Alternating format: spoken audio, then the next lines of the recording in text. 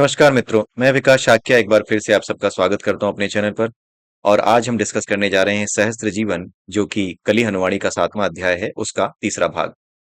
पिछले ऑडियो से तारतम्य बिठाने के लिए मैं पिछले ऑडियो में जो एक आखिरी पैराग्राफ था उसको रिवाइज करूंगा और उसके बाद आगे के पैराग्राफ्स मैं आपको सुनाता जाऊंगा। बाबा अपने स्थान पर बैठ गए। उनका आत्मविश्वास उस तीरंदाज जैसा था जिसे दूसरी बार लक्ष्य साधने की आवश्यकता नहीं होती। निश्चय ही सभा में उमड़ रहे असमंजस के बुलबुले अंततः फूटने लगे। कुछ देर पहले जो चेहरे आक्रोश और आंदोलन से भरे थे, वे अब आश्वस्त लग रहे थे। युवा मातंगों में से एक थी आयु के तीसरे दशक में प्रवेश कर चुकी एक कन्या जिसका नाम उर्मी था। वह एक अध्ययनशील कन्या थी और सभा में ऐसे बैठी हुई थी जैसे किसी विद्यालय की कक्षा में आज्ञाकारी विद्यार्थी बैठता है। बाबा के कथन को उसने मन के हर कोने में झाड़ू की तरह घुमाया। कुछ कोनों में प्रश्नों की धूल पड़ी रह गई। उसी को स्पष्ट करने के लिए वह खड़ी हुई। वह बोली, बाबा, जितना मैंने आपके कथन को समझा है, आपका कहने का अर्थ यह है कि वे तीन आत्माएं जो आपसे संपर्क में आई थीं, वे भ्रष्ट नहीं हैं, अन्यथा वे संपर्क करने में सफल ही नहीं होती। आपने सही कहा। आपने सही समझा, बाबा ने कहा। उर्मी ने हनुमान जी से पूछा, देव, मान लिया जाए कि वे तीनों दिव्य आत्माएं हैं, परंतु वे तीन आत्माएं आगे जिन आत्माओं को हमारे बारे में जानकारी देंगी, उनका क्या? यह सुनिश्चित करने का कोई उपाय नहीं है कि हम उन तीनों के साथ जो ज्ञान साझा करेंगे, उसे आगे केवल भली आत्माओं के साथ साझा किया जाएगा। वे तीनों तो एक दिव्य उद्देश्य से यहाँ आए हैं, आपकी वाणी के दूत बनने के लिए। परंतु उनका क्या जो हमारे बारे में जानने के पश्चात बिना किसी उद्देश्य अथवा एक दूषित उद्देश्य के साथ हमें खोजने की चेष्टा करेंगे? एक उन्मादी के लिए उचित अनुचित की अपनी अलग परिभाषा होती है। वह धर्म की परिभाषा अपनी सुविधा के अनुसार करता है। यदि ऐसे कुछ जन उन्मादी भीड़ के रूप में एकत्रित हो जाएंगे तो हमारी संस्कृति को हानि पहुंच सकती है। वे उन स्थानों को चिन्हित करने का प्रयास करेंगे जहां पर आपके चरण कमल पड़े हैं। वे आपको नहीं खोज पाएंगे। हनुमान जी शांत स्वर में बोले, मैं तो पवित्र जल की तरह हूं। मैं तो किसी भी शुद्ध पात्र में प्रकट हो सकता हूं। जो तन मेरे द्वारा प्रदान किए जा रहे इस ज्ञान का सही तत्व पकड़ लेंगे, वे अपने पात्र को शुद्ध करने का प्रयास करेंगे, किसी दूसरे के पात्र को छीनने का नहीं। केवल भ्रष्ट और आत्मसम्मोहित मन ही आपको खोजने का प्रयास करेंगे और वे इसमें सफल नहीं होंगे। परंतु देव, यदि वे सफल हो गए तो ऐसा तभी होगा जब आपकी संस्कृति भ्रष्ट हो चुकी होगी और घटनाएं आप जनों के विपरीत इच्छा के विपरीत घटने लगेंगी। हनुमान जी ने उत्तर दिया, यदि हम उनके दृष्टिकोण से देखें यदि हम उनके दृष्टिकोण से देखें और उनके और हमारे बीच क्या खड़ा है देव? घने जंगल। मुझे विश्वास है कि घने जंगल हमारी इच्छा के विरुद्ध हमारी गोपनीयता पर आक्रमण करने का प्रयास करने वालों को मार डालेंगे। यदि उनके शक्तिशाली राजाओं ने अपनी पूरी सेनाओं को हमारा आखेट करने के लिए भेजने का निर्णय किया, तो क्या होगा? अगर काल्पनिक रूप से विचार किया जाए, यदि वे प्रकृति माता को रौंद कर हम तक पहुंच गए, तो उन्हें क्या मिलेगा? इससे पहले कि हनुमान जी उत्तर देते, बाबा ने निष्ठापूर्वक कहा, उनके हाथ हमारी हस्तियों पर भी नहीं पड़ सकते। हनुमान जी ने बाबा पर एक गूढ़ दृष्टि डालते हुए कहा, हो सकता है कि उन्हें आपकी अस्थियां नहीं, अभी तो आपके चलते फिरते जीवित तन मिले। बाबा बोले, हाँ देव, वे हमारे तन और मन को ढूंढ सकते हैं, परंतु हमारी आत्मा को वो ढूंढ नहीं पाएंगे। इससे पहले कि वे यहाँ पर पहुंचेंगे, हमारी आत्माएं किसी अन्य लोक में चली जाएंगी। हमारी सभी शक्तियां हमारी आत्माओं की जागृति में है, हमारे तन और मन के कारण नहीं। आक्रांता जब खाली लौट जाएंगे आक्रांता तब खाली लौट जाएंगे जब उन्हें यहाँ स्वयं को मातंग कह रहे सामान्य आदिवासी मिलेंगे। ये सब मैं काल्पनिक रूप से ही कह रहा हूँ। ऐसा कुछ होने वाला नहीं है, क्योंकि यह हमारी इच्छाओं के विरुद्ध है। उर्मी ने वार्ता को आगे बढ़ाते हुए पूछा, हे देव, आत्मा की इच्छाओं के विरुद्ध घटनाएं क्यों घटित होती हैं? अभी कुछ देर पहले हमने जिस महिला को देखा, उसको दरिद्रता का राक्षस क्यों प्रताड़ित कर रहा है? वह अपनी इच्छा के अनुसार क्यों नहीं रह पाती? स्वाभाविक रूप से उसकी इच्छा तो सुख से जीने की ही होगी। हनुमान जी ने व्यापक मुस्कान से कहा, इस प्रश्न का उत्तर तो मैं आपसे और यहाँ इकट्ठे हुए शेष साधकों से जानना चाहता हूँ। धन्यवाद उर्मी। अब आप अपने स्थान पर विश्राम से बैठ सकती हो। इस वार्ता के दौरान तन का विश्राम बहुत आवश्यक है, क्योंकि आपका मन अनीता के दुख के संभावित कारणों के बारे में सोचकर बहुत तनाव लेने जा रहा है। जब हनुमान जी को यह सुनिश्चित हो गया कि सभी विश्राम से बैठ गए हैं, उन्होंने प्रश्न किया, यदि आप मेरी जगह पर होते तो आप अनीता को दुखों से बाहर निकालने के लिए क्या करते? उन्होंने अपने शिष्यों से अपेक्षा की थी कि वे इस प्रश्न का तुरंत उत्तर न देकर इसे अपने मन की गहराइयों में मथने के लिए उपयोग करें। इस दौरान उन्होंने एक अल्प श्वास चक्र में जाने का निर्णय लिया। उनकी पलकें धीरे धीरे दो नूतन पत्तियों की तरह नीचे हुई। उर्मी ने देखा कि उनकी पूरी आकृति पतले हो रहे बादल की तरह झिलमिला रही थी। सभी मातंगों की तरह वह भी जानती थी कि उनके चिरंजीवी गुरु की भौतिक उपस्थिति पंच तत्व में विलीन हो रही थी। हनुमान जी के श्वास चक्र की प्रक्रिया मनुष्यों के श्वास लेने की प्रक्रिया की तरह ही थी। अंतर था तो केवल आवृत्ति का। हनुमान जी के अपने श्वास चक्र में लगने वाले समय पर पूर्ण नियंत्रण था। यह समय एक क्षण भी हो सकता था, एक दिन भी, एक माह अथवा अगणनीय भी हो सकता था। इस बार का श्वास चक्र केवल एक क्षण के लिए ही चला, क्योंकि एक मातंग ने बिना विचार किए प्रश्न का उत्तर बोल दिया था। स्वर्ण। देव, स्वर्ण। यदि मैं आपकी जगह पर होता तो उसे स्वर्ण यानी सोना देता, उसके घर में सोने के ढेर लगा देता। हाँ, मैं ऐसा ही करता। यह उत्तर उर्वा ने दिया था, जो अपनी जनजाति के हर मानव मानक से एक लंबा और सुंदर युवक था। वह हृदय से विद्रोही था, परंतु स्वभाव से समझदार। वह बाबा के पश्चात मातंगों का अगला मुखिया बनने वाला था। उसका विवाह युवा मातंगों में सबसे बुद्धिमान उर्मी के साथ तय हो चुका था। परंतु यह उत्तर देते समय वह अपने वश में नहीं लग रहा था। जब से उसने अनीता के जीवन का वह दृश्य देखा था, तब से वह कांप रहा था, और साथ ही उसके पसीने भी छूट रहे थे। परंतु उसके साथी मातंग इस बात पर ध्यान नहीं दे रहे थे। अनीता के हाथ में जो पिंगल यंत्र था, उसको देखकर उसके मस्तिष्क के कोई गहरे तार हिल गए थे। क्या आप ठीक हो, उर्वा? बाबा ने चिंताजनक स्वर में पूछा। वे अपनी आरामदायक मुद्रा को त्याग कर भूमि पर उकड़ू बैठ गए, ताकि किसी भी आपातकालीन स्थिति से तुरंत निपट सकें। वह ठीक है बाबा, चिंता मत करो, हनुमान जी ने आश्वासन दिया। उन्हें पता था कि उर्वा के मन को किस कीड़े ने काटा था। बाबा ने सिर झुकाते हुए कहा, जैसा आप कहें देव, किंतु उसके उत्तर से मुझे लगा कि वह अभिशप्त आत्माओं के अधीन हो गया है। हनुमान जी ने मुस्कुराते हुए कहा, बाबा, आप उर्वा के सुझाव से प्रभावित नहीं दिखते। मुझे तो लगता है कि उसने बहुत ही सरल सुझाव दिया है। उसके घर में स्वर्ण के ढेर लगा देता। इस सुझाव को परखने में कोई बुराई नहीं है। कृपया सभी मातंग अपनी आंखें बंद कर लो। उर्वा ने स्वयं को एक मक्खी के आकार में सिकुड़ा हुआ पाया। मक्खी की देह में प्रविष्ट होकर वह एक महिला के सिर के ऊपर मंडरा रहा था। महिला कुर्सी पर बैठी थी। उसकी हथेली में एक उज्जवल वस्तु थी, जिसके ऊपर वह अपना अंगूठा चला रही थी। वह महिला अनीता थी, और उज्जवल वस्तु थी उसका पिंगल यंत्र, जिसे धोकर वह जानकारियां निकाल रही थी। मक्खी जब उसकी नाक के पास भिनभिनाने लगी, तो उसने अपने पिंगल यंत्र से दृष्टि हटाए बिना अपना हाथ चलाकर मक्खी को हटाया। उर्वा को अचानक एक झटका अनुभव हुआ। मक्खी के तन के माध्यम से अनुभव हो रहा दृश्य अचानक समाप्त हो गया, और वह अपने मानव तन में लौट आया। वह मक्खी से जुड़कर जो दृश्य अनुभव कर रहा था, वही दृश्य अन्य मातंगों के मन में भी प्रसारित हो रहा था। उनके लिए भी वह दृश्य एकाएक समाप्त हो गया। उन्होंने आंखें खोल ली, और इस विघ्न का कारण जानने के लिए हनुमान जी की ओर देखने लगे। परंतु हनुमान जी की दृष्टि भयभीत होकर हाँफ रहे उर्वा पर थी, जो मातंगों की वर्तमान पीढ़ी में उनके श्रेष्ठतम शिष्यों में से एक था। देव, उसके हाथ में वह यंत्र। उर्वा असंगत स्वर में बोला। उसका चेहरा लाल हो गया था। हनुमान जी ने मृदुता से पूछा, वह चमकदार यंत्र आपको इतना कष्ट क्यों देता है? वह चमकदार यंत्र आपको इतना कष्ट क्यों देता है, उर्वा? कोई अन्य मातंग उसको देखकर चिंतित या भयभीत नहीं होता। वे सब उसको मात्र एक खिलौने के रूप में देखते हैं, जो अंगूठे से छूने पर चमक उठता है। क्या आप उसके बारे में कुछ ऐसा जानते हो जो अन्य मातंग नहीं जानते? सभी मातंगों ने उसे अच्छे से देखा तो पाया कि भय और दोष की छाया उसके चेहरे पर नृत्य कर रही थी। कुछ नहीं देव, उर्वा ने जुकाम से पीड़ित रोगी के स्वर में कहा। वह अपने कांपते तन को वश में रखने की चेष्टा कर रहा था। बड़ी कठिनाई से उसने निवेदन किया, देव, मुझे कृपया उस दृश्य में पुनः भेज दीजिए। इस बार कोई त्रुटि नहीं होगी। दृश्य की चिंता छोड़ो, यह कार्य उर्मी के माध्यम से भी हो सकता है। हनुमान जी उर्मी की ओर देखते हुए बोले। उर्मी ने अपना सिर झुकाया और आंखें बंद कर ली। बाकी मातंगों ने भी अपनी आंखें बंद कर ली। यद्यपि उनमें से कुछ को उर्वा के बारे में आ रहे विचार अपने मस्तिष्क से बाहर धकेलने के लिए अतिरिक्त प्रयास करना पड़ा। इस बार उन्होंने वह दृश्य संपूर्ण रूप से देखा। अनीता, जो शुरू में अपने पिंगल यंत्र से यह जानकारी ले रही थी कि पुराने कपड़ों को काटकर शिशुओं के लिए वस्त्र कैसे बनते हैं, शिशुओं के लिए वस्त्र कैसे बनाते हैं, अब पुराने कपड़ों का उपयोग करके चटाई बनाने के बारे में चलचित्र सामग्री देख रही थी। उसके मन में सपनों के पकवान पक रहे थे। वह कल्पना कर रही थी कि कैसे वह एक बड़ी चटाई सिलने वाली थी, कैसे अपने पूरे बैठक कक्ष को कक्षा में बदलकर बच्चों व बड़ों को विभिन्न विषय पढ़ाने वाली थी, कैसे वह अपनी शिक्षण सेवाओं का बड़े पैमाने पर विज्ञापन करने वाली थी, आदि आदि। यह सपनों का पकवान उसे बहुत स्वादिष्ट लगा। दिन में सपना देखने और काल्पनिक स्थितियों का सृजन ही अब उसके सुख का एकमात्र स्रोत रह गया था। स्वयं को यह विश्वास दिलाने के लिए कि यह मात्र एक सपना नहीं था, उसने इसमें वास्तविकता का छौंका लगाया।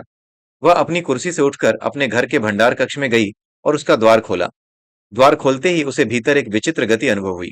उसे ऐसा लगा जैसे कोई भूत आदि प्राणी द्वारा खोलने की ध्वनि सुनकर अपने किसी बिल में छिपने के लिए दौड़ा हो, या कदाचित वह द्वार की गति से पिटी हवा की ध्वनि थी। जो कुछ भी था, उसकी गति के कारण एक पुराना कुत्ते का बिस्तर अटारी से भूमि पर आ गिरा था। अनीता, जो भंडार कक्ष में पड़े पुराने कपड़ों की संख्या का आकलन करने आई थी, अपने कुत्ते स्नूपी की विदाई की पीड़ादायक स्मृतियों में खो गई। वह समय था जब उसका परिवार घर में कम और चिकित्सालयों में अधिक रहता था। स्नूपी की देखभाल करना असंभव हो गया था। वे अनिच्छा से स्नूपी को एक रिश्तेदार के मित्र के यहाँ छोड़ने के लिए सहमत हुए। स्नूपी जब चला गया तो केवल उसकी स्मृतियां और कुछ सामान शेष रह गया था।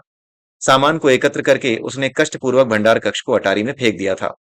उसने आशा की थी कि अच्छा समय लौट आने के पश्चात वह स्नूपी को पुनः ले आएगी, किंतु अच्छा समय ऐसा गया कि वापस लौटा ही नहीं। इतने वर्षों में उसके कुत्ते स्नूपी का निर्जीव बिस्तर भी अटारी की गहराइयों से निकलकर भूमि पर उड़ान भरने में सफल हो गया, जबकि उसका जीवन अभी भी अंधकारमय था। पुराने कपड़ों का उपयोग करके चटाई बनाने का विचार उसके मस्तिष्क से अब लुप्त हो गया। उसने भूमि से स्नूपी का बिस्तर उठाया और कबाड़ के ढेर व बोरियों पर पैर रखते हुए अटारी पर चढ़ गई। अटारी का द्वार छिद्रनुमा था, किंतु भीतर इतनी जगह तो थी कि 3 व्यक्ति विश्राम कर सकें। अटारी का तल धूल से ढका हुआ था। उस छोर वाली दीवार में एक छोटी खिड़की थी, जिसके पार्श्व में एक लकड़ी का काला संदूक रखा था। यद्यपि उसके कपड़े धूल से सन गए थे और नाक में फफूंदी की गंध भर गई थी, उसकी इच्छा थी कि वह मृत्यु तक अटारी के उसी मंद प्रकाश में पड़ी रहे, क्रूर संसार से दूर, ऋण चुकाने की चिंताओं से अछूत और मध्यम वर्गीय जीवन स्तर को बरकरार रखने के दबाव से मुक्त। अटारी की शांतिपूर्ण जीवन जीने के विचार को चुनौती दे रही थी उसके चारों ओर बिखरी पड़ी स्नूपी की वस्तुएं और उनसे जुड़ी पीड़ाजनक स्मृतियां। जिस तेजी से उसने अटारी पर चढ़कर स्नूपी से जुड़ी स्मृतियां नूतन करने का निर्णय लिया था, उसी तेजी से उसने स्नूपी उसी तेजी से उसने स्नूपी की चीजों को घर से वापस बाहर कचरे में फेंकने का निर्णय ले लिया था। वस्तुएं अटारी से एक एक करके ऐसे नीचे गिरने लगीं जैसे कोई बिल्ली उन्हें किनारे से नीचे धकेल रही हो। कुछ क्षण में अनीता ने लकड़ी के एक काले संदूक को छोड़कर सभी वस्तुएं अटारी से नीचे गिरा दी। इस संदूक से उसकी कई मीठी स्मृतियां जुड़ी हुई थीं। उसे विवाह के कुछ दिन पश्चात ही घर लाया गया था। जब उसने पहली बार इसको देखा था, वह बैठक कक्ष में था। जब उसने उसके बारे में अपने पति से पूछा तो उसे उत्तर मिला था, हमारे परिवार की एक परंपरा है कि नववधु अपने सभी आभूषण रखकर पहनकर इस संदूक के भीतर बैठती है और उसके बाद कई व्यक्ति संदूक को उठाकर दूल्हे के सिर पर रखते हैं। उसने इस बात पर विश्वास भी कर लिया था। जब उसके पति की हंसी छूटी तब उसको भान हुआ कि वह ठिठोली कर रहा था। तत्पश्चात उसे बताया गया कि संदूक में कई कांसे के बर्तन, कुछ पुराने वस्त्र और कुछ अन्य तुच्छ वस्तुएं थीं। कभी उसके पति की परदादी की संपत्ति रहा यह संदूक उसके पति के चाचा के घर में पड़ा धूल जमा कर रहा था। यह उसके घर में तब स्थानांतरित हुआ जब उसके पति के चाचा अपने परिवार के साथ विदेश में बसने की प्रक्रिया में अपना मकान बेच रहे थे। उसे स्मरण था कि कैसे उसका पति अपने चाचा को कस्तूरी मृग कहकर बुलाता था, क्योंकि उनको अत्यधिक मात्रा में इत्र लगाने की आदत थी। वे सुखी दिन थे। उसका पति बात बात पर चुटकुले बनाकर उसको हंसाता था। जब इस संदूक को अटारी में रखा जा रहा था, तब यह उलटकर धड़ाम से नीचे गिर गया था। उसके पति ने चुटकी लेते हुए कहा था, लगता है संदूक के भीतर कोई भूत है जो अपने निवास स्थान के बदले जाने से क्रोधित है। गिरने के कारण संदूक के पिछले भाग में एक गड्ढा बन गया था, जिसको अनदेखा करके संदूक को अटारी पर चढ़ा दिया गया था। उस दिन कदाचित अंतिम बार इसे मानव हाथों ने छुआ था। वर्ष बीते, समय का क्रूर पहिया चलता गया, परंतु यह संदूक जहां था वहीं रहा, एक गहरी नींद में सोए हुए भूत की तरह। अटारी में बैठी अनीता के मन में विचार आया, क्या पता सच में ही इस संदूक में कोई भूत रहता हो। जब से इस संदूक को गिरकर हानि पहुंची थी, तब से उसके परिवार के लिए बुरा समय चल रहा था। हो सकता है भूत सचमुच में क्रोधित हो गया हो। क्या पता वह भूत एक भली आत्मा हो जिसे शांत किया जाना आवश्यक था, या कोई बुरी आत्मा जिसको बाहर खदेड़ने से उसके परिवार में सुख व समृद्धि लौट सकती थी। अटारी के मंद प्रकाश में बैठे बैठे अनीता कुछ क्षण तक संदूक को एकटक देखती रही। न जाने उसके मन में कहां से विचार आया कि संदूक को घर से बाहर फेंक देना चाहिए। वह जानती थी कि वह अकेले यह काम नहीं कर सकती थी, परंतु वह संदूक को अटारी के छिद्रनुमा द्वार तक तो घसीट ही सकती थी। उसने सोचा कि भार बहुत अधिक होगा, इसलिए उसने संदूक का हत्था पकड़कर उसे कुछ अधिक ही बल से खींच लिया। संदूक सीधे उसके अपने पैरों पर चढ़ गया। तेज फफूंदी की गंध उठी। उसने संदूक के उस भाग का निरीक्षण किया जो वर्षों पहले क्षतिग्रस्त हो गया था। लघु खिड़की से आ रहे प्रकाश में उसने देखा कि क्षतिग्रस्त भाग को दीमक ने पूरी तरह खा लिया था। भीतर रखे पीतल के बर्तनों में से एक बाहर से भी दिखाई देने लगा था। उसने भीतर की चीजों को पहुंची हानि का आकलन करने के लिए संदूक खोला। आश्चर्य की बात थी कि दीमक ने लकड़ी की दीवारों के आर पार छेद नहीं किया था। तो फिर बाहर के क्षतिग्रस्त भाग से दिखाई दे रही पीतल की चीज क्या थी? सोना, हनुमान जी बोले। दृश्य समाप्त हो गया और सभी मातंगों ने अपनी आंखें खोल ली थी। हनुमान जी बोले हनुमान जी आगे बोले, कुछ ही घंटों में उसे और उसके पति को पता चलेगा कि उस मोटी लकड़ी की दीवारों में गुहाएं हैं जिनमें सोने की चादरें छिपाई गई हैं। वे इस खजाने के लिए अपने पूर्वजों को धन्यवाद देंगे। दरिद्रता की राक्षसी अपना बोरिया बिस्तर समेटकर उनके घर से 9 दो 11 हो जाएगी। क्या यह दृश्य वास्तविक था, देव? उर्मी ने सभी युवा मातंगों के मन का प्रश्न पूछा। क्या अनीता की आत्मा को दुख भरे दृश्यों से सुख भरे दृश्यों में सफलतापूर्वक स्थानांतरित कर दिया गया है? हनुमान जी ने निर्देश दिया, एक बार फिर अपनी आंखें बंद करो। मैं आपको वह दृश्य दिखाता हूं जिसको उसकी आत्मा इस समय जी रही है। उन्होंने अपना दृश्य उस अटारी के एक कोने में छिपी छिपकली की आंखों के माध्यम से देखा। वहां कोई संदूक नहीं था। कुत्ते से संबंधित वस्तुएं चारों ओर बिखरी पड़ी थीं। पिछले जन्मों में जहां लकड़ी का काला संदूक दिखाई दे रहा था, उस जगह पर पुताई का पुराना सामान रखा था। अटारी ऐसे लग रही थी जैसे महीनों से वहां पर किसी मनुष्य का हस्तक्षेप नहीं हुआ था। इस बात का कोई चिन्ह दिखाई नहीं दे रहा था कि अनीता वहां पर कुछ देर पहले चढ़ी हुई थी। दूसरा दृश्य उन्होंने देखा कि अनीता अभी भी अपने बैठक कक्ष में बैठी थी और अपने अंगूठे का प्रयोग करके पिंगल यंत्र को धो रही थी। पुराने कपड़ों से बड़ी चटाई बनाने का विचार उसके मन में नहीं आया था। उस विचार के बिना वह भंडार कक्ष में क्यों जाती और अपनी अटारी क्यों चढ़ती? वास्तविक दृश्य कौन से हैं, देव? जिसमें उसे संदूक की तहों में छिपा सोना मिला है, या जिसमें ऐसा कोई संदूक उपस्थित ही नहीं है? उर्मी ने पूछा। हनुमान जी ने रहस्यमय स्वर में कहा, दोनों वास्तविक हैं। जब आप काल आकाश से बाहर निकलते हैं तो आप क्या देखते हैं? दृश्य, अनगिनत दृश्य, असंख्य अनंत संख्या में दृश्य ही दृश्य। और वे दृश्य अतीत, वर्तमान और भविष्य के 3 क्षेत्रों में बटे हुए नहीं लगते। वे 3 क्षेत्र समय के दायरे के भीतर बहुत महत्व रखते हैं, परंतु समय के बाहर उनका कोई अर्थ नहीं रह जाता। समय के बाहर से देखने पर सब कुछ ऐसा लगता है जैसे पहले ही घटित हो चुका है। ब्रह्मांड एक पुस्तक की तरह है जिसमें अतीत, वर्तमान और भविष्य के सभी दृश्य विधिवत बद्ध हैं। प्रत्येक दृश्य में कुछ किरदार हैं, कुछ वस्तुएं हैं, प्रत्यक्ष, परोक्ष, स्पृश्य, अस्पृश्य, अस्पृश्य, सब है दृश्यों के भीतर। दृश्य अनंत संख्या में है। मान लो कि उनमें से 1 लाख दृश्य अनीता नामक किरदार के बारे में है। जीवन दृश्यों की एक श्रृंखला है। इस श्रृंखला में दृश्य ऐसे जुड़े हुए हैं कि एक दृश्य दूसरे का कारण बनता है। मान लो कि सहस्त्र ऐसी श्रृंखलाएं अर्थात जीवन है जो अनीता नामक किरदार के बारे में है। वे जीवन एक दूसरे के समानांतर में उपस्थित हैं। मैंने आपको उनमें से 2 जीवनों के दृश्य दिखाए। एक में अनीता नामक किरदार ऋणात्मक है। हाँ, एक में अनीता नामक किरदार ऋणग्रस्त है, परंतु फिर उसे एक संदूक की तहों में छिपा सोना मिल जाता है। दूसरे में वह ऋणग्रस्त है, परंतु ऐसा कोई संदूक अथवा सोना उपस्थित नहीं है। वह ऋण में डूबी है और अंत में तंग आकर वह और उसका पति अपने बच्चे को चिर निद्रा में सुलाने के पश्चात आत्महत्या कर लेते हैं। इस तरह अनीता के सहस्त्र जीवन है जो एक दूसरे से थोड़े थोड़े भिन्न है। भिन्नता का उदाहरण, उसके एक जीवन में उसके पति के एक चाचा हैं जो अत्यधिक मात्रा में इत्र लगाते हैं। एक अन्य जीवन में उसके पति के एक चाचा हैं जो घर के भीतर भी धूप का चश्मा पहनते हैं। अनीता की आत्मा के पास विकल्प है कि वह इन सहस्त्र जीवनों में से जब सहस्त्र जीवनों के बीच भ्रमण कर सकती है। समस्या यह है कि उसकी आत्मा उस जीवन में फंसी हुई है जिसमें उसका किरदार गहरे वित्तीय संकट के पश्चात आत्महत्या करने वाला है। मैं चाहता हूं कि आप इस समस्या पर विचार विमर्श करें। मैं अपने पुनः को मैं अपने प्रश्न को पुनः वाक्यांशित करता हूं। यदि आप मेरी जगह होते तो आप अनीता की आत्मा को उसके वर्तमान जीवन से बाहर खींचकर एक बेहतर जीवन में स्थानांतरित करने के लिए क्या करते? मुझे आशा है कि कोई भी इस बार बिना सोचे समझे उत्तर नहीं देगा। उसको सोना उपलब्ध करा देना उत्तर नहीं है। जैसा कि मैंने आपको दिखाया, आप जिस भी दृश्य की कल्पना करें, वह दृश्य काल आकाश में कहीं न कहीं पहले से ही घटित हो रहा है। प्रश्न दृश्यों को घटित कराने का नहीं है। प्रश्न है अनीता की आत्मा को एक दृश्य श्रृंखला से दूसरी में स्थानांतरित करने का। अनीता एक ही दृश्य श्रृंखला अर्थात जीवन के साथ आसक्त है। प्रश्न यह है कि उसकी आसक्ति को कैसे तोड़ा जाए? मातंगों ने अपनी आंखें बंद कर लीं। इस बार वे कोई उत्तर ढूंढने की शीघ्रता में नहीं थे। हनुमान जी का प्रश्न तो एक दीपक मात्र था, जिसका उपयोग करके वे मस्तिष्क की अंधेरी गलियों में टहलने वाले थे और संभव हो सके तो वे मस्तिष्क की सीमाओं को पार करने वाले थे। चिरंजीवी गुरु ने भी अपनी आंखें बंद कर लीं और श्वास चक्र में प्रवेश कर गए। तो इस अंतिम पैराग्राफ में कुल मिलाकर के ये कहा जा रहा है कि दृश्य तो अनेक हैं। अनीता के जीवन के लाखों दृश्य हो सकते हैं, जिसमें से एक दृश्य कुछ अच्छा है, कुछ बुरा है, कुछ ऐसा है जिसमें उसे महान कष्ट है, कुछ ऐसा है जिसमें उसके कष्टों का निवारण हो रहा है। लेकिन इन दृश्यों में से किसी भी एक दृश्य में जैसे मातंग प्रवेश कर रहे थे और उसके दृश्यों को देख रहे थे, क्या इस प्रकार से अनीता प्रवेश नहीं कर सकती थी? निश्चित रूप से प्रवेश कर सकती थी।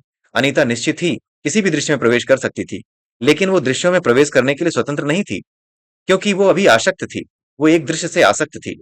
अगर एक दृश्य से दूसरे दृश्य में जाना है, तो ये काम केवल देवता कर सकते हैं, और इसके लिए देवताओं को चाहिए आपके मन की निरासक्ति।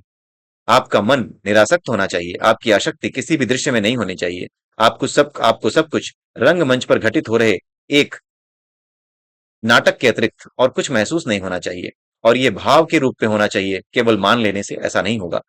आगे के अध्याय लिंग कुंजी में हम कुछ और विस्तृत रूप से इस रहस्य को पढ़ेंगे, और इसी के साथ ये 7वां अध्याय यहीं पर समाप्त हो रहा है। अगला अध्याय, जो कि अध्याय 8 है, जिसका टाइटल है लिंग कुंजी, उसे हम अगले वीडियो से प्रारंभ करेंगे। तब तक के लिए जय सिया राम, जय श्री कृष्णा, जय श्री राधे।